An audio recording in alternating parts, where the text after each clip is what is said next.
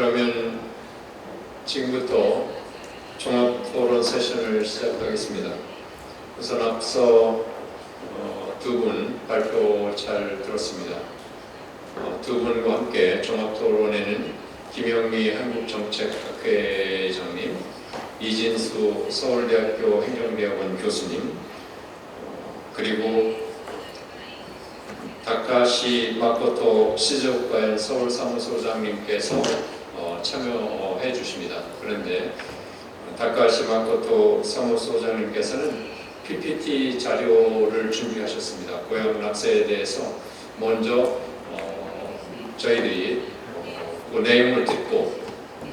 자리를 단상 앞으로 옮겨서 토론을 진행하도록 그렇게 하겠습니다. 자, 발표 부탁드리겠습니다. 안녕하세요. 시도가현 서울사무소장을 맡고 있는 다카하시 마코토라고 합니다. 반갑습니다. 静岡県の総理事務所長をしております高橋誠と申します。2019年からこちらの総理事務所長をしております。よろしくお願いいたします。本日は地域の資源を活用したですね、地域振興の関係で何を話せるかなと考えたときに、韓国では最近日本のふるさと納税似たような制度を開始したということをお聞きしまして、静岡県の場合の例としてうまくできている例を紹介しようと思ってご用意させていただきました。静岡県の焼津市の事例でございます。順を追って説明させていただきます。まず静岡県なんですけれども、ご存知の方も多くいらっしゃるかと思いますけれども、東京から1時間ぐらい、名古屋からも1時間くらいかかるという、そういったような場所です。電車もですね、新幹線もたくさんあります。新幹線の駅もたくさんあります。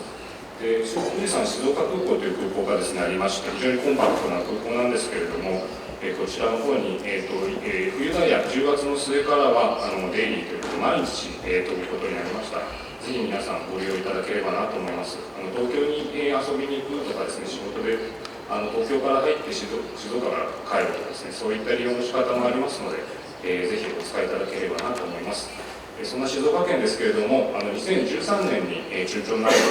と友好協定を結んでおります。今年で10周年ということでして、実はその関係で別のフォーラムに中朝南道からご招待いただきまして、今、慌ててそこから駆けつけてまいったところでございます。遅くなりましてすみません。人口がですね、静岡県は360万名、おります。先ほどの中朝南道の話で言いますと、中南と中北を足した数ぐらいです。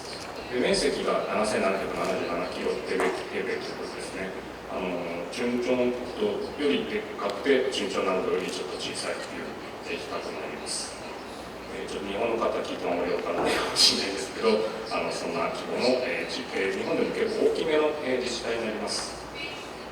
で、その中で今回焼津市を紹介させていただきます。焼津市のふるさと納税、まず焼津市ですけれども、静岡市というですね、静岡県の、県庁所在地、一番大きいこの地図ですと、一番大きいところが静岡市になります。このすぐ隣に焼津市があります。で、この焼津市ですけれども、人口は13万5千人で、面積70平方キロメートル、県内でも比較的人口密度が高くてですね、コンパクトな町並みを形成している自治体になります。特に有名なのは駿河湾に面していまして、3つの港を持っています。こちらでカツオやマグロなどの遠洋漁業の基地として活躍していまして、カツオの水揚げ日本一ですとか、そういった魅力のある町になります。他にもアジサバ、桜エビ、シラスなどの水産物のほか、米、いちご、お茶、みかんなどの農業も盛んでありますので、こちらの焼津市の資源としましては、特に特産品と呼べるような水産資源、農産物がたくさんあるというのが特徴でございます。こちらの焼津市ですけれども、県内の自治体で比較的早く2014年度からふるさと納税の制度を活用してまいりました。このふるさと納税ですけれども、寄付実績額というのは資料の通りです。これまで9年間でですね、なんと件数199万件、寄付額369億円となっております。焼津市のふるさと納税の特徴としては、特にですね、先ほど紹介したように品が特産物多いものですから、品数が豊富ということになります。お礼品というんですけどね、お礼品が非常に多いということで、先ほど申し上げたように、こういったような状況から水産加工品、農産品など、1400種類のお礼品を取り揃えているというふうに伺っております。このようにですね、市内の、焼津市のですね、場合はですね、特に市内の事業所と連携して、返礼品を多く取り揃えておりまして、ふるさと納税を通して市として PR することで、焼津市の返礼品が選ばれて市内の産業の活性化につながっていると、そういったような状況になっております。また全国の、日本全国のですね、方々から焼津市の良質な返礼品を方々に届けるということで、焼津市を知ってもらうという、市の、宣伝にもつながるということ、ふるさと納税をやって有名になると、またそれが焼津市の魅力として伝わるので、焼津市に行こうかなというお客さんになると、そういったような効果もあるという状況であります。良質な返礼品をお届けした方からは非常に美味しかったので、焼津行ってみたいという、そういうような声が上がったりですとか、焼津のお店に直接買いに行ったというようなリピーターのような方が出てきているということで、非常に効果的な、使い方ができているという話です。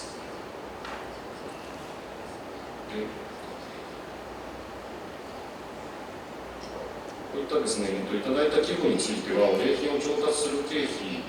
によって、市内の産業振興にもつながっているということになります。このほかですね、子育て施策とかですね、交流人口を増やす観光施策とか、市民の健康づくりのための施策などに寄付金を活用しております。でそういったものの中で具体的な例を、紹介しますと、3つこちら掲載していますけれども、1つは2021年7月に集い、遊び、学びの機能を集約して、子どもたちを中心に幅広い世代が交流するですね、子育て支援拠点として、ターンと来るという、ターンというのは実は静岡の方言ですね、白山っていうんですね、ターンと来る子ども館を、開館いたしました。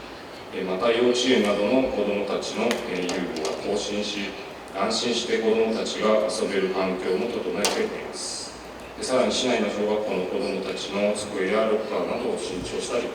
子どもたちの学習環境も整えることができております。このようにですね、ふるさと納税の制度は焼津市をですね、全国に知ってもらって、認知度を高めて来てもらったり、買ってもらったりといった、そういった効果の他にですね、こういった活用、その税金の、集まった税金の活用ということで、非常に有効な、手法となっております。この財源としての活用というのは非常にですね、将来にわたって、持続可能な地域を作っていくということにもつながりますので、焼津市としてはこれからこの制度をさらに活用して、取り組みを進めていくというふうに考えております。一方で、こちら今、焼津市を紹介したんですけれども、同じ静岡県の中でも、私の故郷、長泉町という町があるんですけれども、そこなんか行きますと、全国の町村の中で一番、このふるさと納税をワースト1というですね、活用しているというか、外に出ていっちゃってるお金の大きい町も静岡県内にあります。こういったことでですね、ふるさと納税って、地域の資源を活用する非常にいい制度ですし、地域資源があるところについては非常に使い勝手のいい制度なんですけれども、意外とそうでない町というか、逆に私たちの舞鶴町って人口が多くて子どもがたくさん生まれるようなそういった町なんですけれども、そういったところは若い人たちがいて、ふるさと納税に関心示す人たちがいるんですけど、そういった人たちがやっぱ逆に出すんですよ。他のところの買う側になる。非常に面白い形になっております。なのでちょっといろんな見方があると思うんですけれども、ふるさと納税ってちょっと面白い特徴を出せる制度なので、やり方として参考になるかなと思ってご紹介させていただきました。ありがとうございます。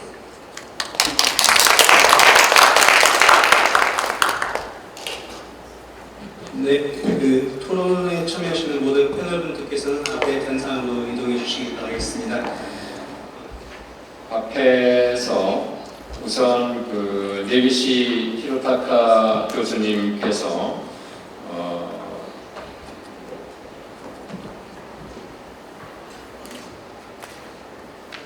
미야코 노조시의 사례를 중심으로 발표를 해주셨고, 또 우리 고경은 센터장님께서 마을 연금에 대해서 이렇게 말씀을 해주셨습니다. 그래서 우선 두 분께서는 나중에 토론을 참여해 주시고, 지금 토론에서 우리 김영미 정책학교 회장님하고 이진수 교수님께서 먼저 한 7분 정도 기존에 발표된 내용과 함께 어떤 지역 자원을 활용한 지역 활성화에 대한 어떤 아이디어들이 있으면은 같이 토론을 부탁드리겠습니다. 우선 김영미 회장님 먼저 말씀해 주실까요?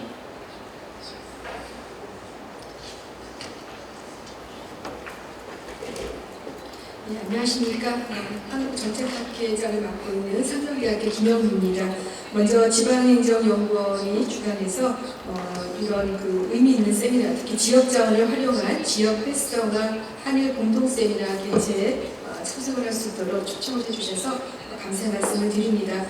오늘 세미나의 주제가 지역 자원을 활용한 지역 활성화입니다. 지역 활성화를 통해서 궁극적으로는 지역의 경쟁력을 확보해야 된다는 게 가장 중요한 또 과제이고 관건입니다. 그런데 이제 지역이 활성화되기 위해서 지역이 갖고 있는 자원을 충분히 활용하자라는 이제 그런 차원에서의 몇 가지 제도들을 이제 말씀해 주셨습니다. 이제 그 일환으로 일본의 이제 지역 같은 경우에는 이제 고향 납세라는 이런 제도를 충분히 활용해서 지역의 여러 경제적으로 이용을 높일 수 있는, 또 그래서 나아가서는 이제 지역 경제 활성화와 더불어서 경쟁력을 확보하기 위한 이제 그런 노력들이 상당히 좋은 모델로 제시가 되었다라는 생각이 됩니다. 우리 한국 같은 경우에도 이제 고향 기부제, 고향사랑 기부제가 이제 시작이 되고 있고, 저도 개인적으로는 이제 저는 고향이 서울입니다만은 이제 제가 이렇게 평소에 좋아하던 이제 지역에 아는 분들이 계셔가지고 이제 고향사랑 기부제에 이제 또 이렇게 기부를 하는 그런 경우도 있어서 이게 굉장히 활성화가 된다면 나름대로 그 지역에 어떤 큰 의미를 좀 부여할 수 있지 않을까. 그리고 제2의 고향이라는 의미로 그 지역에 애정을 갖고 계속해서 지역이 좀 발전할 수 있도록 관심을 줄 수도 있다라는 생각에서 상당히 좋은 그 제도라고 생각이 됩니다. 그래서 좀 더 성공적으로 이제 좋은 모델들이 많이 나와줬으면 좋겠다, 이제 그런 생각이 드는데요. 오늘 내가시 교수님의 이제 고향 납세와 관련해 가지고 이게 하나의 브랜드로 지역에 상당히 확산되는 효과, 또 나아가서 글로벌 시장에서도 이 모델이 좀 성공했으면 좋겠다라는 이제 자이카와 연계된 모델까지 말씀을 해주셨습니다. 상당히 의미 있게 좀 봤고요. 우리 한국도 아마 이제 새마을운동이라는 이제 그 마을을 새롭게 해나가기 위한 예전의 컨셉에서 좀 이제 한 단계 더 고도화해서 또 코이카 중심으로 해갖고 세계 여러 ODA 사업에도 참가하는 걸로 알고 있습니다. 그런데 이제 우리의 현안은 사실은 이제 고경은 박사님께서도 발표해 주셨듯이 이 지역의 고령화로 인해서 실질적으로 마을이 이제 문을 닫아야 된다라는 것이 상당히 좀 암울한 현실이다라고 생각이 됩니다. 그래서 이 부분을 어떻게 좀 해결해 주면 좋을까라는 차원에서 마을 연금이라는 이제 접근을 시도하셨습니다. 이제 인구가 더 이상은 이제 늘지 않다 보니까 이제 초고령화로 인해서 이 마을에 더 이상의 어떤 행정 서비스 지원이 어렵게 되고, 이제 마을은 또 공동화 현상이 나타나게 되고, 그러다 보면은 어쨌든 경제적으로 더 이상 활성화가 되지 않다 보니까 경쟁력은 고사하고 마을 자체를 유지하는 것도 쉽지 않은 과제가 현실이라고 생각이 됩니다. 그래서 남아있는 이제 고령자들이 경제적으로 좀 불이익을 받지 않고 그 그들의 어떤 그 후속적인 조치가 단지 지자체의 힘에 의해서만 되는 게 아니라 스스로의 그 경쟁력을 확보하는 차원에서 마을연금이라는 제도를 활성화시킨다면 상당히 그 나름대로 그 지역의 커뮤니티를 잘 활용하면서 그들 간의 유기적인 관계에 의한 마을연금 제도가 상당히 보장성의 효과를 높일 수 있겠구나라는 생각은 듭니다. 그런데 이제 한 가지 그 지역을 활성화하기 위해서 그 지역이 갖고 있는 자원을 충분히 활용해야 된다라는 것을 좀 돌이켜볼 때 저는 이제 우리 이번 정부에서 특히 강조하는 것이 지자체가 중심이 돼서 그 지역에 있는 대학이라든가 또는 기업체 또 산학연 그 지자체와의 지산학이라고 해서 지산학 연계를 통해서 지역 활성화를 조금 더 경쟁력 확보 차원에서 유도를 했으면 좋겠다라는 이제 그러한 그 제도를 실시하고 있습니다. 그랬을 때 인구는 굉장히 많은 예산을 오랜 기간 동안 투입하면서 왔지만 더 이상 이렇게 늘어나지 않고 오히려 더 감소하는 추세에 있다 보니까 지역 차원에서는 인구 감소에다가 또 인구가 수도권으로 계속 빠져나가는 문제 때문에 상당히 고심을 하고 있습니다. 그래서 이 문제를 사실은 뭐 하루 이틀 이렇게 뭐 몇 가지 제안을 한다고 해가지고 해결될 수 있는 부분은 절대 아니라고 생각이 들고요. 일본도 마찬가지로 이 문제는 오랜 기간 고민을 하면서 나름대로 해결책을 만들어가고자 노력을 많이 하신 걸로 알고 있습니다. 우리도 이제 굉장히 발등에 떨어진 불로 이제 시작이 되고 있는데 일단은 인구가 많다라는 것은 성장의 원동력이 있다라는 점에서 의미가 있지만 인구가 감소한다고 해서 이것을 너무나도 심각하게만 보기보다는 새로운 어떤 동력을 좀 활성화시키기 위한 하나의 차원에서도 좀 다른 접근도 필요한 때가 아닌가 싶습니다. 그래서 저는 이제 그 디지털 전환이라는 이제 새로운 그 기술을 연계해서 불필요한, 그러니까 예전에는 사람이 일일이 다 해야 됐던 일들을 사실은 이제 디지털화를 통해서 일부 좀 지원을 받고 그 다음에 초고령화가 되더라도 그들이 마을을 통해 가지고 새로운 커뮤니티를 활성화시키면서 그 이후에 또 다른 그 제2의 고향이라는 생각을 가지고 많이 찾아오게 하는 그 방법도 좀 더 심도 있게 고민이 필요하다라고 생각이 듭니다. 예를 들면은 예전에는 이제 우리 같은 경우에는 아까 춘천시장님께서도 말씀하셨듯이 춘천이 경쟁력을 가질 수 있었던 이유는 그 지역의 교육도시라는 이미지가 굉장히 커서 많은 사람들이 찾아왔었고, 그러나 이제 우리가 평준화라는 개념이 강해지다 보니까 이제 학교 교육이라는 게 이제 수도권 중심으로 또 많이 모이는 이런 그 나름대로 문제도 야기가 되었습니다. 따라서 그 지역에 있는 이제 그 차원에서 지역의 교육을 좀 다시 선순환으로 제 역할을 할 수 있도록 하기 위한 이러한 노력들이 이제 이 지자체가 중심이 돼서 좀 심도 있게 봐야 되지 않나라는 생각도 들고요. 대학이 잘 역할을 하고 그 지역에서 기반을 튼튼히 다진다고 하면은 대학을 중심으로 해서 또 기업도 연계 활성화가 이루어질 수 있을 거라고 생각이 됩니다. 그래서 이 대학과 그다음에 기업이 실질적으로 그 지역의 자원으로서 활성화할 수 있는 역할이 충분해진다라고 했을 때 그러면은 그곳에 결국은 이제 사람들이 모일 수도 있고 또 거기서 특화된 여러 가지의 자원 확보를 토대로 해서 또 다른 생태계를 만들어갈 수 있지 않을까. 그 부분이 사실 저는 이제 대학 재정 지원 사업을 하면서 이제 느꼈던 굉장히 절실한 부분이었다라고 생각이 됩니다. 저도 이제 개인적으로는 그 큐세라 기업도 한번 찾아가서 보고 굉장히 아주 의미 있는 인상이 깊었던 그런 그 기억이 있습니다. 우리도 지역에 기반하는 굉장히 잘 성장할 수 있는 지역의 기업들이 있는데 결국은 이제 좋은 인력을 확보하지 못하다 보니까 이제 지역의 기업들도 수도권 중심으로 이전하려고 하는 그런 경향이 굉장히 커지고 그래서 그것이 결국은 이제 지역을 더 이상 성장하지 못하게 하고 또 많은 인구가 빠져나오게 하는 그런 문제로 계속 악순환의 고리로 가지 않았나라는 생각이 듭니다. 이거는 비단 우리만의 문제가 아니라 전 세계적으로 봤을 때 대도시 중심으로 쏠림 현상이 나타나는 것도 하나의 또 현상이고 그랬을 때 지방에 있는 소도시 또는 이제 지역의 차원에서 이런 그 지역이 어떻게 하면은 자원을 최대한 활성화시킬 수 있을까, 자원을 충분히 활용해서 그것을 가지고 그 지역에 좀 그 나름대로 어떤 방향성을 제시할 수 있도록 하기 위한 이런 노력이 사실은 필요하다고 생각이 들고요. 그러다 보니까 그 시조가형 같은 경우 이제 고향납세 제도에 대한 이러한 부분들이 상당히 우수하게 잘 되고 있다라는 점도 우리와 연계했을 때 이 고향사랑 기부제에 나름대로 어떤 그 의미 있는 그 성과가 있을 거다라는 또 그런 생각도 들게 됩니다.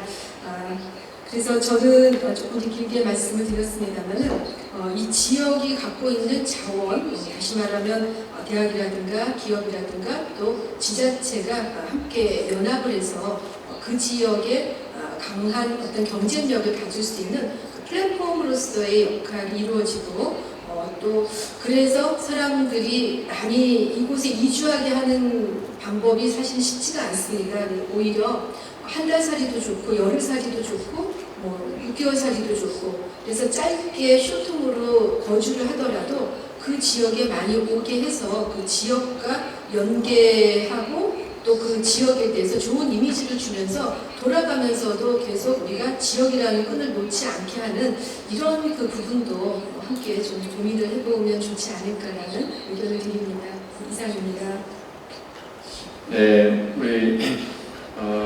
기존의 지역의 자원이라고 하면 또 오늘 발표된 것을 보면은 춘천에서 이제 관광이 지역이 가지고 있는 중요한 자산일 수 있고 일본의 경우에는 특산품이 중요한 관광의 자원이라는 생각이 듭니다. 그것을 마키노에키라는 그런 플랫폼하고 연결시켜서 지역 자원을 활용할 수 있는 그 수단으로 활용을 한 것이죠. 그래서 그것을 통해서 더 많은 사람들이 찾아오고 관계 인구가 늘어나고 그로 인해서 지역이 활성화되는 그런 그 차원이었는데 우리 김영미 회장께서는 거기에 지역이 가지고 있는 그 자산으로 교육 또는 지역 기반의 그 기업 이런 부분도 우리가 수도권에 오히려 지금은 불리한 입장임에도 불구하고 그런 부분을 자원화할 수 있는 기회를 찾아보자 그런 말씀이 저한테는 좀 더 인상적이었다는 생각이 듭니다. 다음 우리 이진수 교수님께서 한 말씀 부탁드리겠습니다. 네네. 예, 안녕하십니까. 서울대 행정대학원에서 행정법을 전공하고 있는 이진수입니다. 오늘 이런 귀한 자리에 또 토론으로 참석할 수 있는 기회를 주셔서 영광이고 감사를 드립니다. 특히 일본에서 귀한 손님들이 많이 오시는 행사여서 제가 환영의 마음을 담아서 하얀 와이셔츠에 빨간 넥타이를 메고 왔는데 혹시 환영의 마음이 전해졌나 잘 모르겠습니다. 예, 오늘 상당히 많은 좋은 사례들을 일본 자치단체 사례들을 통해서 저희가 많은 시사점을 얻을 수 있었다고 생각을 합니다. 오늘 종합토론 기회를 주셔서 제가 안 그래도 다음 주에도 요즘 이제 지방소멸에 대한 연구가 워낙 많아서 한국법조연구원에서도 비슷한 법률적인 행사를 합니다. 그래서 제가 그 발제를 준비하는 중에 또 이 토론도 비슷한 주제를 맡게 돼서 지방소멸에 대해서 좀 우리나라에서 언제부터 이렇게 이슈가 됐는지를 확인하기 위해서 저희 뉴스 빈도 분석을 좀 해보니까 90년부터 저희 데이터가 정리가 되어 있는데요. 90년부터 2023년 사이에 중앙일간지 기준으로 3,000건 정도 기사가 있습니다. 그런데 2014년까지는 아예 등장을 하지 않고요. 2015년부터 조금씩 언론에 지방소멸이라는 단어가 등장합니다. 그리고 본격적으로는 이제 2021년에 472건, 22년에 897건, 23년에 936건 이렇게 결국 최근 3년 사이에 2,000건 이상의 상당히 많은 기사가 있습니다. 일단 이런 빈도만 보더라도 최근에 이제 인구 감소 추세와 맞물려서 우리나라에서 굉장히 큰 사회적인 쟁점이 되고 있는 이슈다 이렇게 확인할 수 있었습니다. 그래서 연관 검색어 저희가 조회가 되기 때문에 보니까 이제 인구 감소, 고령화 이게 이제 가장 큰 키워드였고요. 그다음에 이제 행정안전부, 경상북도, 경상남도, 전라남도, 전라북도, 강원도 이렇게가 연관 검색어로 뜨는 걸 보면 아마 이제 지역의 수도권에서 먼 순서대로 이 지방 소멸이 더 시급한 문제로 다가오고 있는 게 아닌가 이런 생각이 들었습니다. 다 아시다시피 아까도 말씀드렸지만 2015년부터 우리나라에서 지방 소멸에 관심을 갖게 된 것은 저희가 볼 때는 일본에서 발간된 마스다 보고서 때문이 아닌가 이렇게 생각이 됩니다. 그 마스다 보고서가 아마 2014년, 15년에 한국에서 발간이 돼서 굉장히 많은 관심을 갖고요. 또 이제 2019년에 발간된 지방회생, 이 책도 아마 그 일본의 지방창생 컨셉을 가지고 지방 소멸에 대응하는 논리를 주장하는 책인데 이 두 책이 상당히 우리 이쪽 분야 연구에 많은 영향을 준 것 같습니다. 일단 화두를 제시했다는 점에서 책이 다 의미가 있는 것 같고요. 우리도 상당히 다양한 입법으로 대응을 하고 있습니다. 잘 아시다시피 지방자치분권 및 지역균형발전에 관한 특별법에서 인구 감소 지역이라는 개념을 이제 두고 있고 관련해서 인구 감소 지역 지원 특별법에서 여러 지원 사항들을 두고 있습니다. 그리고 일본의 예를 따라서 저희도 고양 기부제라는 것도 도입을 했고 또 지방 소멸 대응 기금이라는 것도 제도적으로 도입을 해서 이제 저희도 입법적으로 대응을 하고 있습니다. 지금 시점에서 이제 궁금한 것은 이제 과연 지방을 소멸할 것인가, 회생할 것인가 이제 이 두 가지가 고민스러운데 누구도 예측하기는 어려울 것 같습니다. 하지만 이제 우리도 미리 준비하고 대응할 필요가 있을 것 같고요. 제가 알기로는 우리 지방행정연구원에서도 소멸지수를 주도적으로 연구하시고 활발하게 연구하고 계시는 것으로 알고 있습니다. 이런 오늘 문제되고 있는 소멸하고 있는 지역, 이제 신문지상에 매년 나오는데 어느 군이 1등이다, 어디가 2등이다 하고 항상 이제 저희 지도로 표시돼서 나옵니다. 이 지역에 대해서 어떻게 대응할 것인가, 이제 우리가 이걸 막기 위해서 강제로 이주시켜서 살게 할 수는 없을 거고요. 당연히 우리 헌법상의 거주 이전의 자유나 직업 선택의 자유를 언급하지 않더라도 강제적으로 살게 할 수는 없을 거고, 또한 누구나 더 좋은 환경에서 살고 싶은 분이 있을 겁니다. 이것이 인간의 기본권일 거고요. 그래서 결국에는 이제 해당 지역을 살고 싶은 곳으로 만드는 방법밖에 없습니다.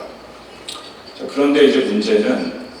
달라지는 여러 환경 속에서 국가 전체 인구 증가가 없는 한 모든 기초지방자치단체가 전부 인구 증가나 성장으로 가는 것엔 한계가 있을 것 같습니다. 오늘 이케다 가카이사 시장님께서 기조 강연하시는 중에 말씀하신 여러 단어 중에 저는 지역 간 경쟁이라는 단어가 귀에 들어왔는데요. 이게 문제의 본질인 것 같습니다. 결국에는 전체 인구를 대상으로 하는 지역 간의 제로섬 게임 상황이 될 수밖에 없는 상황인 것이 이제 문제의 본질이어서요. 이 해결 방안도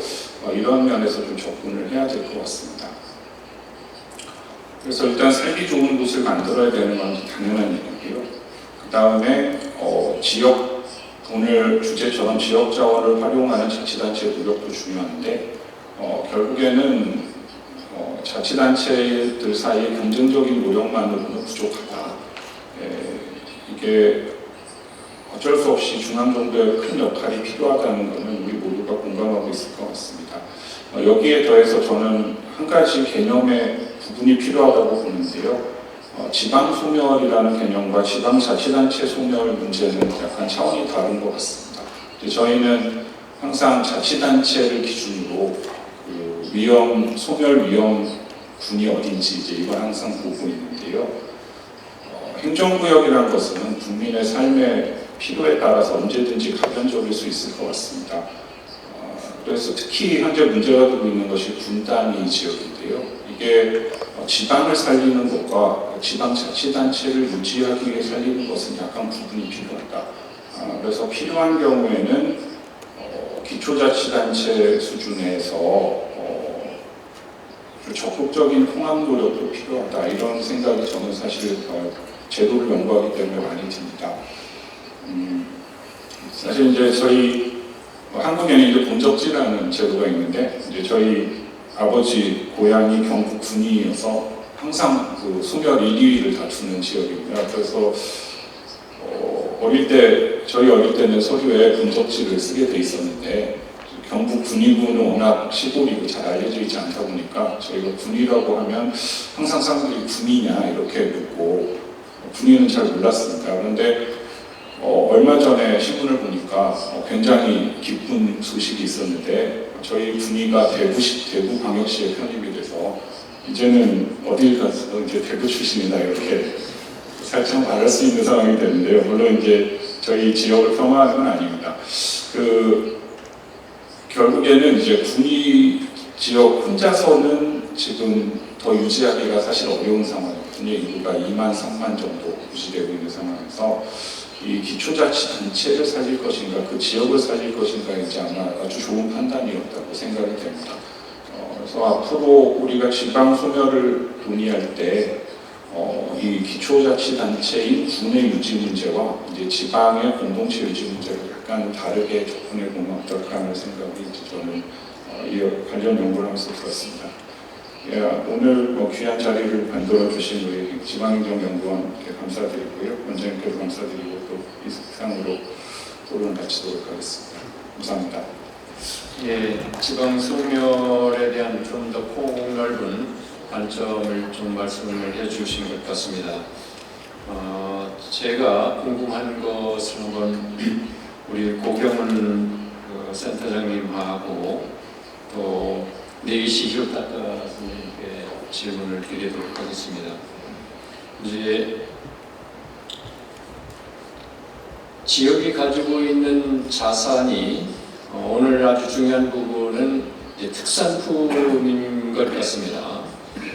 마을연구의 경우에도 이제 그 지역의 어떤 특산품을 공동으로 생산하고 공동체의 연금으로 그 지역민이 특히 이제 고령 또는 약자에 대한 연금으로 환원시켜주는 상당히 공동체의 의미를 잘 살린 제도이고 네 곳의 사례를 통해서 충분히 가능성이 있다 이런 발표를 들었습니다. 이제 그것을 통해서 귀촌의 세대도 있다고 하는데 정말 지속 가능할 수 있을지가 가장 큰 관건인 것 같아요. 왜냐하면 우리나라가 전반적으로 공동체가 좀 심한 단어를 쓰면 붕괴한다. 우선 가족 공동체가 무너져가고 있고요. 학교 공동체, 학교가 굉장히 중요한 역할을 했잖아요. 운동회 같은 것을 통해서. 그런데 학교 공동체가 무너졌고 지금 뭐 교실이 붕괴되어 있으니까요. 그 다음 이웃 공동체 이제 대도시로 이주하고 아파트 생활 속에서 이웃 공동체 없어지고요. 지역 소멸하면서 지역 공동체가 무너지고 지금은 대한민국의 공동체가 어떤 큰 이념의 그 대립으로 위기를 맞고 있습니다. 이런 때일수록 우리가 공동체를 복원해야 되는 그 노력이 중요하고 그런 부분에서 마을 공동체, 마을 연금은 상당히 매력적인 그 아이디어다.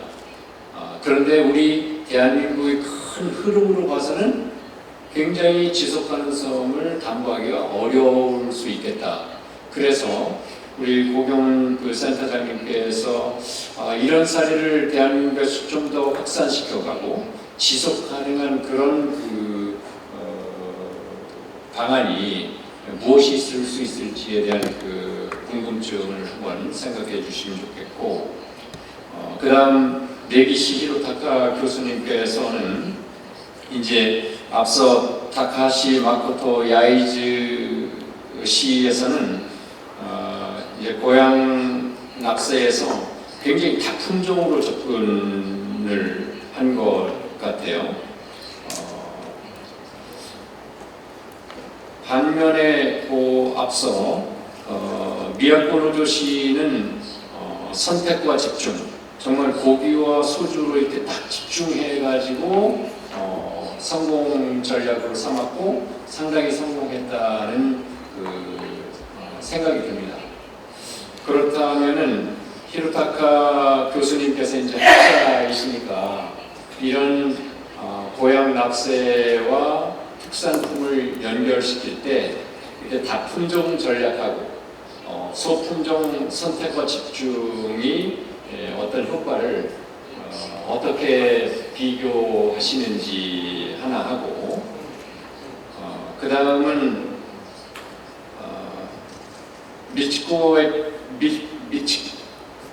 미치노에키라는 굉장히 중요한 그 플랫폼을 정말 대단한 발명품 같습니다. 제가 보기에는 처음에는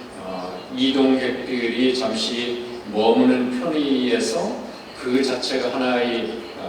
관광 목적지가 되었다가 이제 스테이지 3에 가서는 그런 미치노에키를 서로 연계시켜서 특화시켜 나가는 진화의 과정에서 이미 스테이지 3까지 이렇게 가 있고 그것을 일본을 넘어서서 전 세계적인 그 플랫폼으로 확산시켜 나가는 상당히 개발 국가에 도움이 될 수 있는 정책 수단일 수 있겠다는 그런 생각이 듭니다. 우리 한국도 그런 부분을 좀 벤치마킹 이미 일부 시도에서는 그런 노력도 있을 거라는 판단은 편인데 미치노에키를 이제 스테이지 3까지 경험하고 발전시켜 나가면서 또 거기 위원으로 이렇게 참여하시면서 그 스테이지 3까지 오면서 상당히 발전 성숙 고도화는 되어 있지만 그래도 이것을 운영하는 과정에서 무엇이 좀 한계인가 그런 것을 도입하는 다른 나라, 한국을 포함해서 이런 점을 좀 고민한다면, 보강한다면 일본이 경험한 이런 실수, 실패의 비용을 좀 줄일 수 있겠다. 그런 점에서 한번 말씀을 추가해 주시면 어떨까 싶습니다. 제 질문 이외에 다른 것도 혹시 다 추가하실 수 있는 것을 말씀해 주시고 우리 고경은 센터장님.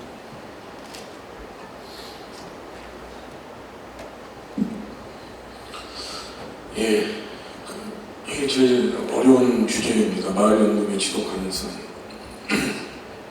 사실 아까 제가 네 군데 사례를 들었습니다만 우리나라에서 마을연금이 보편화되지 않은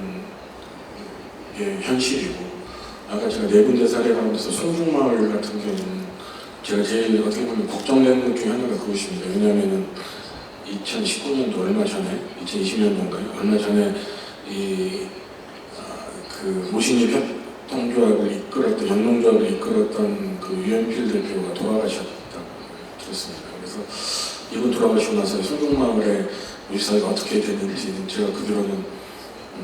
팔로우를 못했는데 얼마 전에 들은 소식으로는 그래도 다행히 이 사업은 지속적으로 유지되고 있고 마을 어르신들에게도 마을 연금이 지급되고 있다고 하는데 과거처럼 활성화되고 있다는 자신있게 대답을 못한다는 얘기를 제가 들었습니다. 그리고 이 마을 연금이 지속하기 이전에 이게 하나의 어떤 그 도화선을 촉발시키기 위해서는 아까도 말씀드렸던 그 리더, 지도자의 존재가 굉장히 중요하고 그런 것들을 지원해 줄 수 있는 그 중간 지원 쪽도 굉장히 중요하다고 생각합니다. 그런데 이게 마을 연금에 촉발돼서 이게 지속하기 위해서는 결국은 그 아까도 말씀드렸던 수익 사업이 지속하는 게 굉장히 중요하거든요. 그런데 제가 이렇게 제 경험을 비춰보면은 우리나라 농촌, 어촌, 마을에 향토 자원이나 마을 자원 이런 게 없는 데가 거의 없습니다. 마을 할머니들의 음식, 손맛이 담긴 음식, 마을 어르신들 쓰는 공간의 어떤 요즘에 특히 이제 레트로 복고 열풍이 이렇게 지나가면서 그런 것에 대한 향수라든지 이런 것들이 이제 하나의 상품으로서의 값어치를 더 높일 수 있는 그런 계기가 되는데 이런 것들을 상품화하고 지속되기 위해서는 결국은 이 수익 사업의 기반을 무엇보다도 중요한데, 제가 여기서 말씀드리는 기반이라는 것은 물적 기반을 말씀드리는 겁니다. 그런데 다행히 우리나라에는 그 지방자치단체마다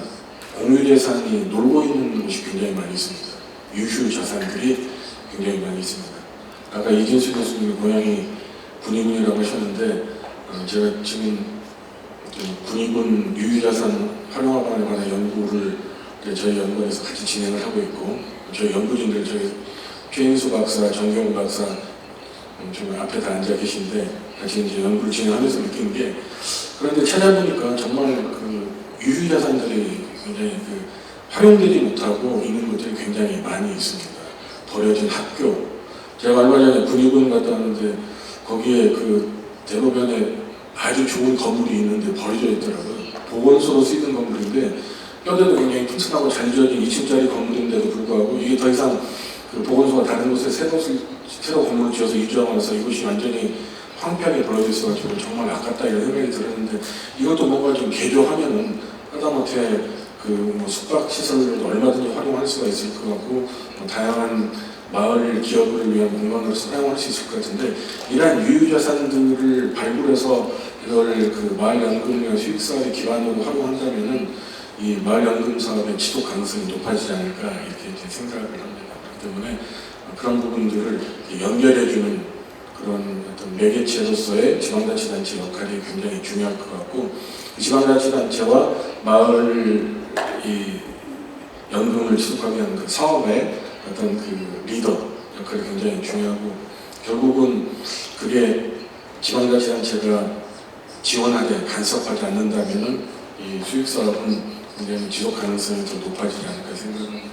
엘린 오스트롬이 그 공동체의 어떤 자율적인 룰메이킹을 얘기하면서 그 여러 가지 성공 사례를 얘기했는데, 그 성공 사례를 우리 마을연금을 통해서 한번 추진을 해본다면은 엘린 오스트롬의 그 이론도 우리 사회에서 한번 검증해 볼 수 있지 않을까 기대를 하면서 제 토론을 마치겠습니다. 감사합니다. ご質問ありがとうございます。まず1番目のですね、ふるさと納税ですね、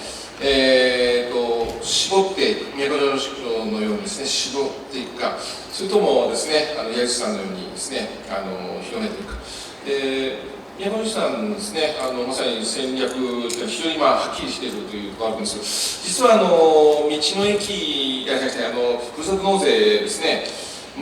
なかなかうまくいってない自治体ってですね、やっぱりあるんですね。でその原因というのはですね、どういうところにあるかというに、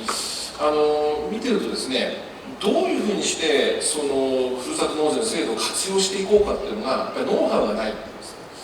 例えばうまくいったケースなんか聞くとですね、やっぱり IT 企業と組んで、まさにふるさと納税自身がですね、ネット IT 企業と組んで、そしてですね、そこからこうですね、検索ができて、そしてその選ぶとかですね、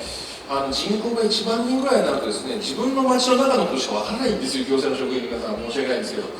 もう町長とかですね、結構出張なんかで外の人と接点があったりするんですけど、実際にこうですね、役場の中でですね、職員の皆さんで人口1万人ぐらい切ってくるとなると、なかなかですね、地域の外のビジネス感覚を持った人たちとのつながりっていうのがやっぱり弱いなっていうのは私の印象です。で今回ですね、まさに地域間競争の象徴っていうんですかね、どのようにしてじゃあそのふるさと納税を使ってっていう時のまさにビジネス感覚を持った戦略の作り方っていうのがやはり問われていて、でおそらく宮古市さんの場合はですね、要するにこれから上がっていく上で特化していく。で矢口さんはもともとが素晴らしい資源があるという、そしてある程度一定のですねブランド的なものを持っていたというのがあって、それでそういった違いが戦略の違いが出たんだなと。でそれはですね、実は各自治体自身がですね、どのようなやり方でしていくかっていうのが戦略問われているんだけども、そのノウハウっていうのはなかなか自治体側にはですね用いない、ビジネスの感覚を持った行政職員がいるかいないかだと思うんですね。これがやはり今厳しいんじゃないか。その中でふるさと納税のまさにコンサルタントのような人たちとかですね、そういう人も出てくる。その中でやっぱりどういう人たちとどういう連携の仕方を見ながら、戦略を描くのかって、これまさに地域間競争の中での、自治体のですね、まさに戦略が問われたなというふうに感じたところです。であとですね、やっぱり思ったのはですね、その自治体の中でやっぱりこう組織的なですね、学習活動っていうんですか、これ契約がよく出てくる話ですけども、学習する組織っていうものがどう立ち上がって、要するに未来に向けてこういうことをですね、やっていこうっていう、そういった学習活動っていうものがあるかどうかですね。でこれはまさにフィロソフィーの話を聞いたときに、なるほどな、やっぱり自分たちはどうありたいのか、どうすれば自分たちの地域を、ね、よくできるのかとかっていう問いが、やっぱり職場の中でとか地域の皆さんたちの問いっていうものがこうしっかりと共有されながら、そしてじゃあどうしようという動いて、やっぱり地域資源を生かすっていうのは、やっぱり自分たちの地域の在り方とか、自分たちの地域がね、やっぱりこうどういうふうにありたいのかということを問いながら、やっぱその中でこういろんなものがつながっていくというですね、やっぱり経営学で言ってるところのですね、組織化学習というんですか、学習する組織というものがどういうふうにできるか、まさにここはだから教育の話が出てくるんじゃないかというふうに思ったところがですね、1点目です。で2点目ですね、道の駅のところについてですけども、やはりですね、道の駅のですね、30年制度を経った中で、実は最初の頃の道の駅っていうのは本当に小規模で小さくて、でもう30年経ってるといろいろインフラ的にもですね、もうちょっと設備的にも良くないのが出てくるんですよ。例えばトイレが汚いとかですね、なかなかその施設がきれいじゃないということで、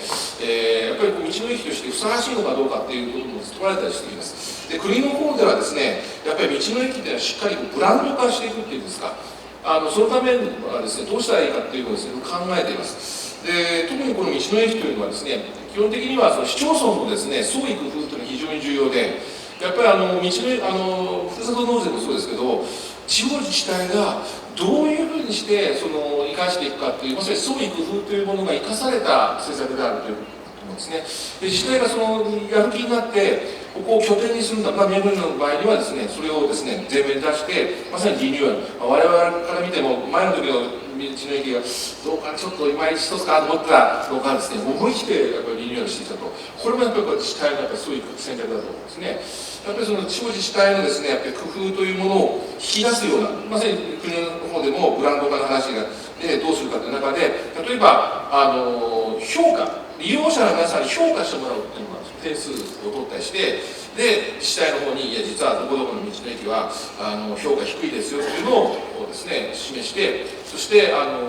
そこは改善した方がいいですよということをですね伝えたりだとか、やはり道の駅は国の制度の中でありますので、ブランドイメージが損なわれるとですね、どこどこかで悪いと道の駅が全部悪いに思われてしまうという部分もあります。なのでそういったブランドのですねマネージメントっていうのをどうするかっていうのは国の方で、議論にかかったりするんですけども、そういったものを作り上げて、維持する地方自治体の創意工夫っていうものが生かされるようなですね、そういったものっていうのを引き出すのが重要であって、国もそれを応援する、それが重点の道の駅だとかの制度、モデル道の駅の制度というふうになっていると思います。やはりこのふるさと納税も道の駅もやはり自治体のやっぱり創意工夫ですね、これが大切だというふうに感じています。제가 질문 드린 부분에 대해서 두 분께서 아주 좋은 말씀 해주셔서 감사하고요. 이제 우리 플로어에서 한 두 분 정도 오늘 발표해 주신 분 그리고 토론해 주신 분들의 내용에 대해서 어떤 부분도 질문이나 또는 여러분들이 그 고견을 이렇게 말씀해 주시면 우리 토론을 좀 더 풍성하게 하는 데 도움이 되겠습니다. 혹시 질문이나 의견 있으신 분은 손을 들어서 표시해 주시고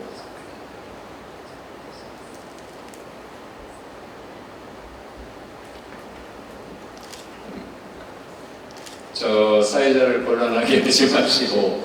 편하게 궁금한 것 편하게 말씀해 주십시오. 예, 우리 김일정 원장님께서. 네, 굉장히 소중한 발제를 두 분이 해주셔서 저도 새롭게 많이 배웠습니다. 하나 궁금한 부분이 있어서 두 분의 발제가 양국의 경험을 이제 발표를 해주셔서 저는 네기시 시로타카 교수님께 양국 제도를 서로 이렇게 융합할 수 있는 여지가 없겠는가 그런 관점에서 한번 여쭤보려고 합니다. 즉 아까 이제 한국의 고경원 박사님은 그 지역 자원을 활용해서 대한민국에 있는 국민연금이라는 제도가 가지고 있는 일부 미흡한 부분을 그 마을 공동체와 관련된 마을연금이라는 새로운 제도를 통해서 하는 부분을 했는데 이게 이제 지속 가능성의 이슈가 나왔거든요. 아까 유인봉 사무총장이 말씀하신 것. 그렇다면 예컨대 이제 일본에서 하고 계신 그 미츠노에키 사업이 굉장히 인상이 깊은 것 같습니다. 그런데 거기 특히 인상이 깊고 또 마을연금하고 유사성이 있다고 본 부분은 그 사업을 운영해서 발생한 수익을 그 마을에 다시 환원을 한다, 투자를 한다 그렇게 설명이 돼 있더라고요. 그렇다면 그 투자의 방식을 어떤 시설 투자를 할 수도 있고 아니면 고경원 박사님이 한 것처럼 그 마을 주민 중에 상당히 소외계층에 대해서 연금이라는 형태로 이렇게 줄 수 있는 방법은 없겠는가? 혹시 그런 시도를 해본 부분은 없는지 한번 궁금해서 한번 여쭤봅니다. 네, 고맙습니다. 예, 말씀해 주십시오. ありがとうございます。まさにそのように近いケースが、報告書の中にありました宮崎県日南市のですね、で出てきたところなんですけども、坂谷、道の駅坂谷というですね、事例です。で、ここは地域の皆さんたちで出資をして、運営会社は出資しています。で、その運営会社出資して道の駅の収益が生まれたもの、その分を福祉や文化に使っているというですね。やっぱり地域のですね、運営というものに、地域の福祉の向上のために収益を使うという、それはまさに地域の道の駅のあり方自身の地域の人たちが、やっぱりそこは自分たちでやっぱりやりたいんだということを強く思っているというですね。でそういう意味で一緒にそれが年金の制度までいくとなればまさにそれが進化した形になると思いますし、そういった制度につながる可能性のあるケースだというふうに思います。で一つやっぱり今日お話を伺って思ったのは持続性の話なんですけども、やっぱりその地域の産業自身がやっぱりどうすれば持続できるのか、やっぱり労働力も減っていく、特にも日本の場合もですね、やっぱり地域の産業のですね、継いでくれるといいますか、若い人たちがやっぱりその担ってくれる担い手がやっぱり不足しているという問題があるかと思いますね。でそこでやっぱり若い人たちがやっぱり自分地域の産業に担っていけるだけのやっぱり環境づくりというのがないと持続しないんだろうと。でそのためにはやっぱり若い人たちをやっぱ思い切って登用するといいますか、そういうきっかけ作りだとか運営の中でしっかり若い人たちに任せるだとかですね、例えば道の駅もですね、今度できる10月1日にできるですね、その日南市にもう一つ記者号というのができるんですけども、ここはですね、日南市の若手経営者の人たちで運営会社を作っています。でちょっと前にできた、道の駅のですね、ここの、そこは串間ですね、ここのですね、地元の若手の経営者の皆さんがですね、経営者の方が指定管理を取られて受けて運営しています。やはりですね、地域のですね、やっぱりの若いリーダー、経営者ですね、がやはりそういった地域の産業だとか、また地域に関わるような事業ですね、道の駅の事業、こういったところに関わることによって、若い人たちがやっぱりやりたいことだとか、夢とかを実現するような、そういった場というものを作っていくということを持続するに非常に重要じゃないかなと。もう高齢化していく中でですね、もう継ぎ手がいないっていうですね、それは今までのやり方がやっぱりうまくいかないからっていうのがあるはずで、そこにどういう新しい視点だとか、今日ちょっと DX の話もちらっと出ましたけど、やっぱり新しいやり方、新しい視点で維持できるため、そのためのやっぱり仕掛け作りっていうのは地方に必ず必要じゃないか、そのための人材育成をどうしていくのか。特に今、日本の場合には、アメリカの場合にはマーケティングの視点というのが非常に重要で、私どもの学部、地域資源創生学部もですね、やっぱり地域にマーケティングの視点を入れようと。お客さんが何を望んでいるのか、そそれに対してどう我々は変わるべきなのかということを組み立てられるそういう経営者を地域で育てていく、地域で人を育てるということを入れていくのが我々の学校の強みでもあるんですね。やはりこう資源というものを築き、そしてそれを生かしていくための人材というものを地域で確保する、そういったことをですねすることによって持続性というものが担保されていくんじゃないかというふうに思っています。 혹시 플로어에서 질문하실 분 계십니까? 네, 저 뒤에 한 분 자기소개도 같이 부탁드리겠습니다.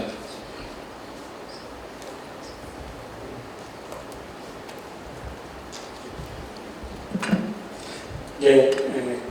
저는 지방행정연구원의 지방재정경제실장을 맡고 있는 신조사라고 합니다.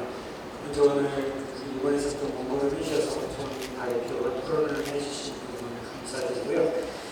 저희 실에서도 작년부터 동양사람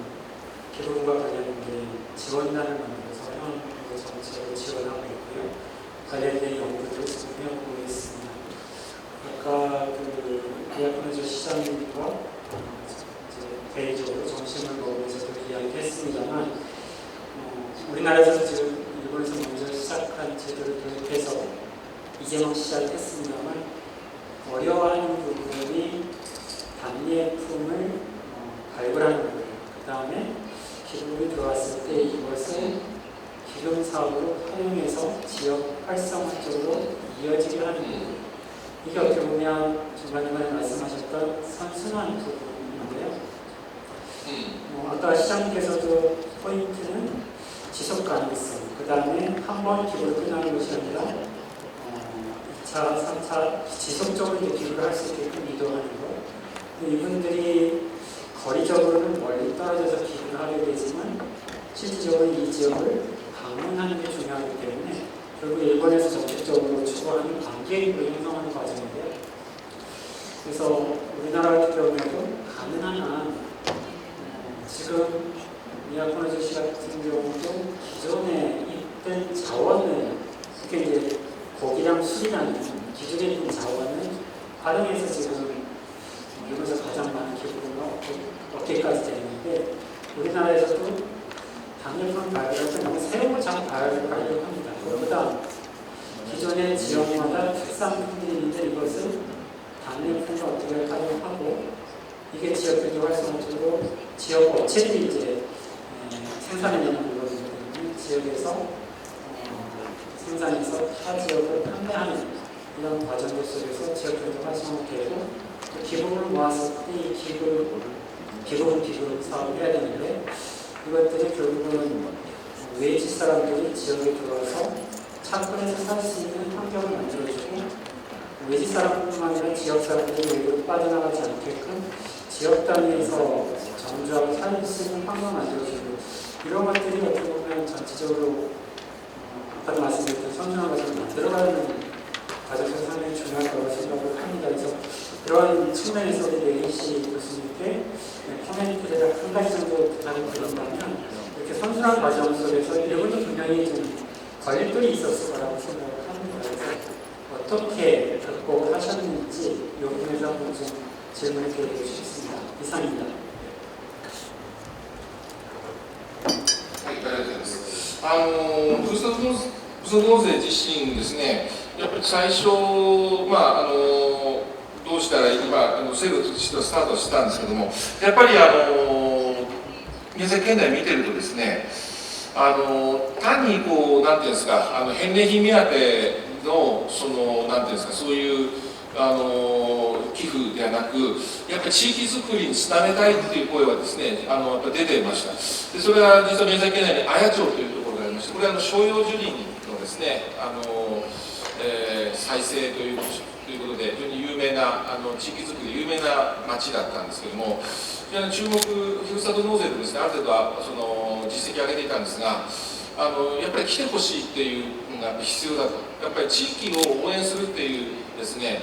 単にe コマース的に選ぶっていうのは確かにそれで寄付たくさんもらうってなんですけど、やっぱりそれだけじゃなく、やっぱり心ととつなぎたいっていうんですかね、やっぱり地域の皆さんたちそういうあると思う。宮古さんもやっぱりそういう受け入れのことを今やってらっしゃるんですけど、やっぱりそこまで行くとですね、単にこのなんていうんですか、なんですか、その返礼品目当てだけでなく、地域を分かってくれる、そして地域の人とこうつながっていくというね、それがやっぱり本当の関係人口につながる。それとなかなかこうね、レベルがこう上がってきてるって言いますかね、それはやっぱり試行錯誤しながらの世界だと思います。やっぱりそういった自治体の皆さんたちのやっぱりそういう努力っていうのはやっぱり形になってきてますし、そういう寄付の在り方っていうのがやっぱ本来のやっぱり e コマース的なっていうんじゃなくですね、やっぱり在り方で宮古市さんそこの本来のところをね、やっぱちゃんとやろうとされてるところがやっぱすごいなと思うんですよ。単に実は宮崎今回事例として本当に寄付金を集めたいだけのちょっと本来の趣旨とは違うようなですね寄付金の集め方で問題になったケースもあります。ちょっとここでは発言しませんけれども、そういうケースもあります。でそういうケースもある中でやっぱりその地域を応援したい、そして、その何らかの形で関わっていきたいというようなそういった仕掛けまで作りきるっていうね、それやっぱりそれを突き詰めてるところほどね、やっぱりいい地域になっていくと思うし、宮古さんはそこのところをですねうまくやってる。特にもう一つやっぱりいいなと思ったのは利用者の協議会作られてるところですね。寄付のをですね何ていうんですか受注しますよね。返礼品受注した企業さんたちで組合作ってる。これってすごく重要なところがあって、何ていうんですか、俺たちは稼ぐだけだみたいなのじゃなくてですよ、自分たちの地域っていうものを考えるっていうんですか、そしてどうすればまたその注目してもらえる、また寄付してもらえるかということを行政の立場ではなくて、まさにそのふるさと納税の返礼品を扱う事業者さんたちで協議会を作るっていうのは、これはね実はあんまり僕も聞いたことがなかったんですよ。でこれを確立しているっていうのはやっぱりこう単にねふるさと納税で急にお金がバーッと入ってしまってね、ちょっとやっぱりちょっとモラルハザード的なっていうかちょっと良くないケースもあるんですけど、ちょっといろいろそのなんていうんですか、いろいろ問題も起こるケースも出てきたりします。そういう中でそういうことが起こらないようにちゃんとこう、ね、ブランドの管理っていいますか、都城ブランドの管理にねやっぱりきっちり場を作られているというね、ブランドのマネージメント、都城の地域ブランドを守るっていう観点が入っているというのが僕は都城は素晴らしいんじゃないかというふうに感じます。そこはまさにやりながらですね、どこの自治体もやりながら苦労しながらいい流れを作っているんじゃないかというふうに感じたと思います。以上です。 네, 프로에서는 이 정도로 질문을 받도록 하고요. 저희들 좀 늦게 시작했기 때문에 종합 토론을 앞으로 10분 이내에 마무리 짓도록 하겠습니다. 오늘 일본에서 귀한 분들을 모셨기 때문에 일본의 경험을 저희들이 듣는 시간은 굉장히 중요한 것 같습니다. 그래서 비록 이 토론 자리에는 안 계시지만 우리 이케다 다카히사 미야코노조 시장님께 그리고 다카시 마코토 야이지시 서울 소장님께 질문드리고 싶은 것은 이제 오늘 지역 자원을 활용한 지역 활성화이긴 하지만 그 이야기는 대부분 이제 지역 활성화에서 한국에서는 어떻게 하면 수도권에 있는 기업을 지역으로 유치시킬 것인가, 다양한 세제 혜택이나 규제 특례 등을 통해서 수도권 기업이 지역에 내려가서 일자리를 만드는 것이 진정한 그 생산 활동이 이루어지고 지역 경제를 활성화시킬 수 있다. 이런 측면으로 많이 노력을 합니다. 어렵긴 하지만. 그래서 일본 특히 이제 이케다 다카히사 시장님께서는 지역이 이제 귤수면 상당히 그 남쪽이고 말하자면 수도권 동경은 멀리 떨어져 있고 하기 때문에 어떤 기업 유치, 기업 활동을 통한 지역 경제 활성화 이런 쪽으로는 어떤 노력을 하시고 있고 어떤 또 한계가 있는지 그런 측면에서 리코토 시장 야이즈시는 또 동경에 굉장히 가까이 있는데 야이즈시 경우에는 또 어떤 특성이 있는 것인지 그 부분을 우리 두 분께 좀 귀한 말씀 좀 청하고자 합니다. はい、ありがとうございます。今あったようにですね、地域資源活用しているというところで、各の方で、企業を、誘致するというところをですね、やっておられるということでありますけれども、実は都城でもですね、企業誘致は今相当力を入れてやっております。でやっていること、まず一つはですね、まだ都城なかなか道路整備等々がまだ進んでない部分もあったんですが、その、高規格道路というですね、高速道路に近い道路をですね、この10年かけていろいろ国等々に要望してですね、整備を進めてまいりました。でこれがですね、やはり、地域企業にとってですね、非常に魅力的に移っていただいておりまして、企業誘致で今私が就任してから10年でありますけれども、その前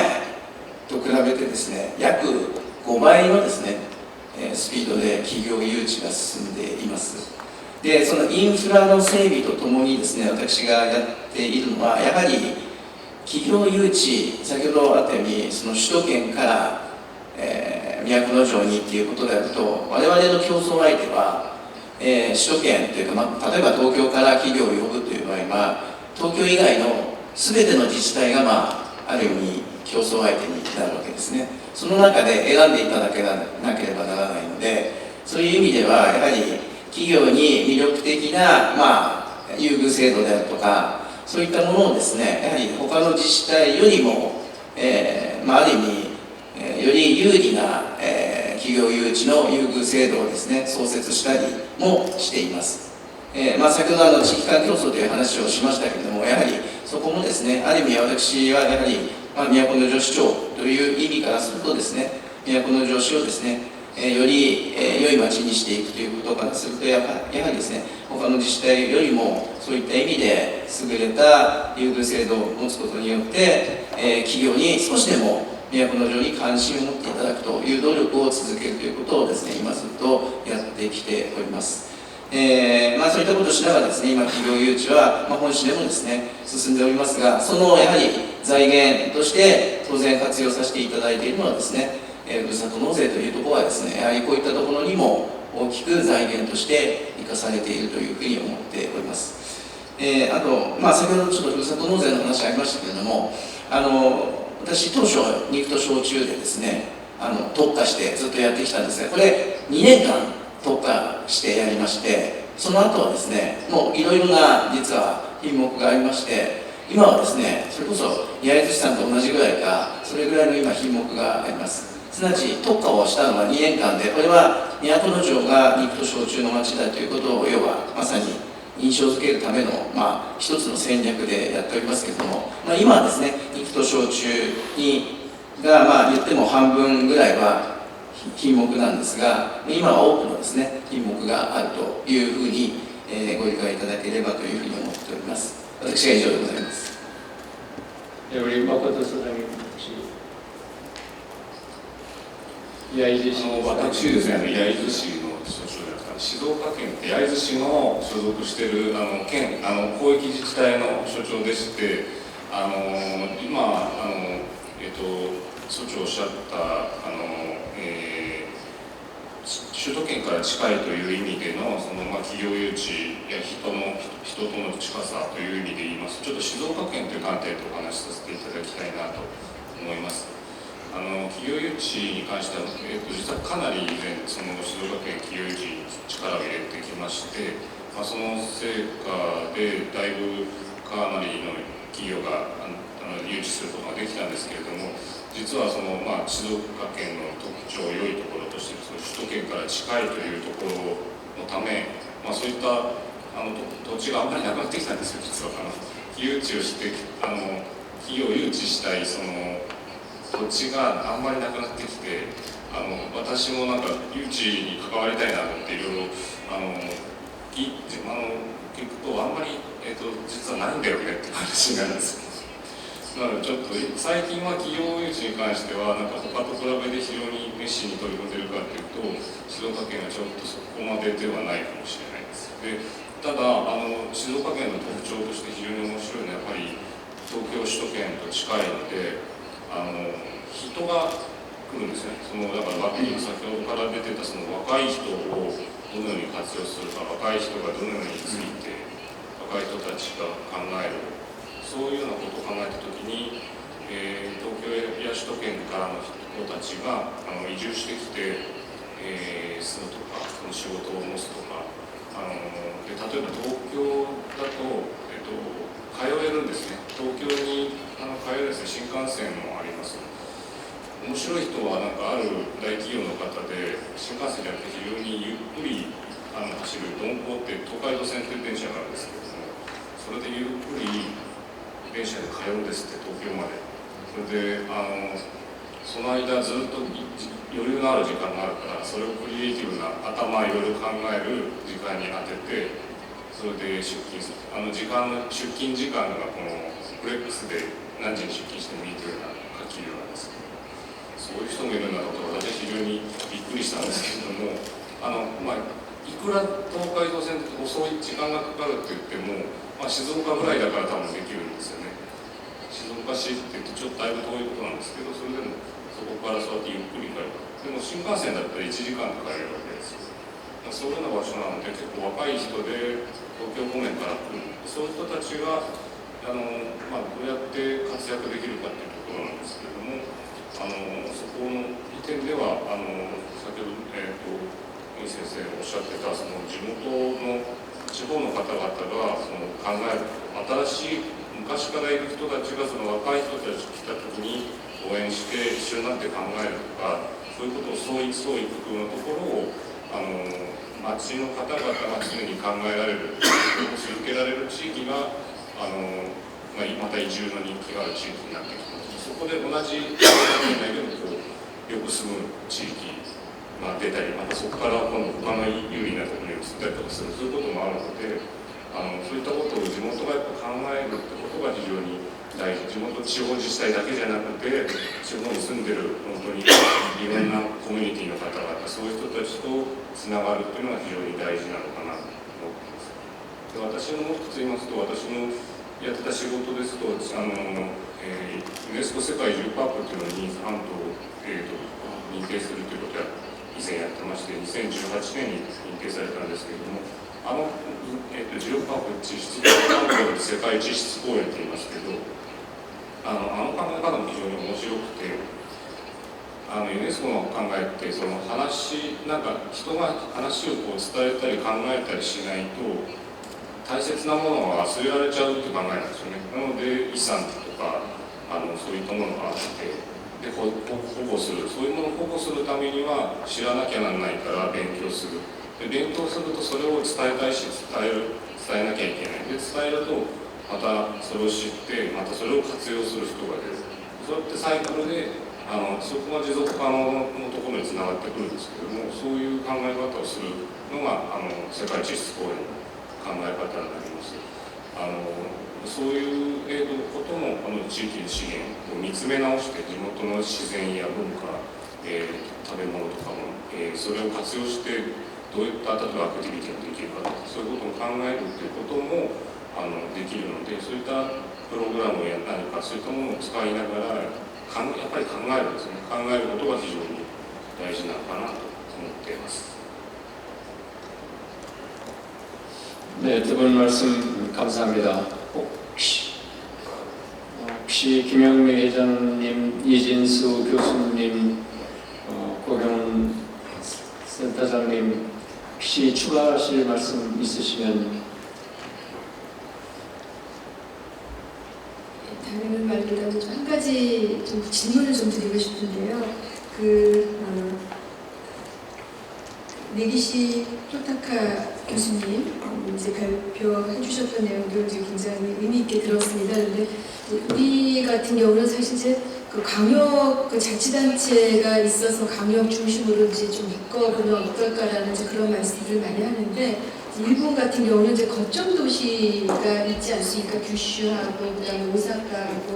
또 이제 도쿄를 중심으로 해서 이제 광역 단위가 있고 그러다 보니까 이제 컴팩트 시티라는 개념이 굉장히 잘 발달해 있다라는 생각이 들어요. 그래서 인구가 좀 소멸하는 지역이지만 이제 그런 권역별로 묶여가지고 나름대로 또 경쟁력을 확보하는 힘을 좀 모아줄 수가 있는데 이제 우리 같은 경우는 이제 그런 힘을 모아줄 수 있는 컴팩트한 그 지역이 묶이기에는 좀 이제 여건이 여러 가지가 맞지 않는 부분들이 있다 보니까 이제 뭐 행정개혁, 행정구역 개편을 어떤 식으로 해야 되는가에 대한 고민도 많이 있는데요. 혹시 이제 그 거점 도시별로 했을 때 그 컴팩트 시티가 이렇게 잘 엮일 수 있는 그래서 지역이 또 나름대로 유사성을 갖고 있을 때 컴팩트한 모습으로 좀 엮여질 수 있으니까 그런 부분에서는 어떤 면이 좀 중점적으로 고려가 됐고 또 강점이라고 생각을 하시는지요?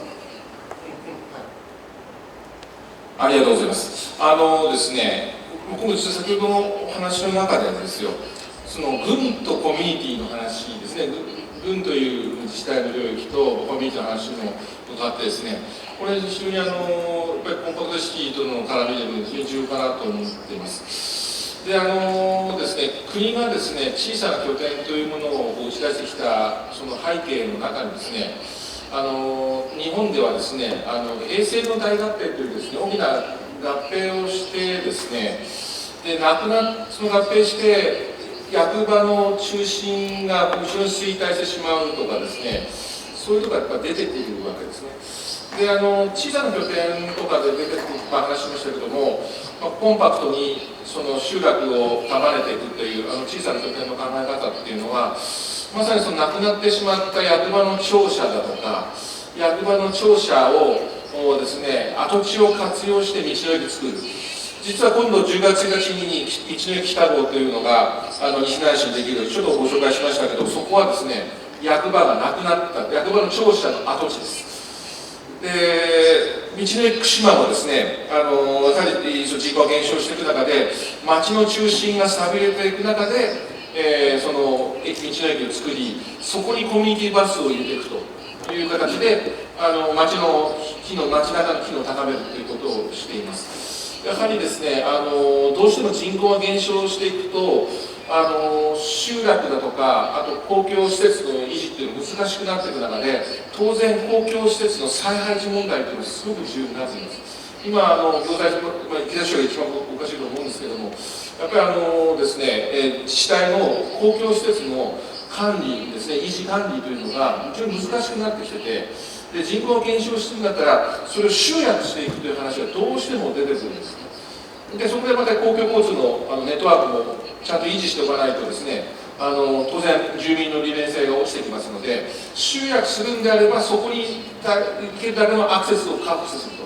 と、その公共施設の再配置とですね、公共交通というのはセットになって考えていかないといけないというのが当然のことがあります。で道の駅はそういう面でいうと、バスとですね、高速バスのコミュニティバスと高速バスをつなげていくとかですね、そういう形で施設のですね、再配置の話と公共交通の維持をするという観点ではですね、両方噛み合った政策になってきますし、全国でもそういった事例というものが出てきてますので、まさにですね、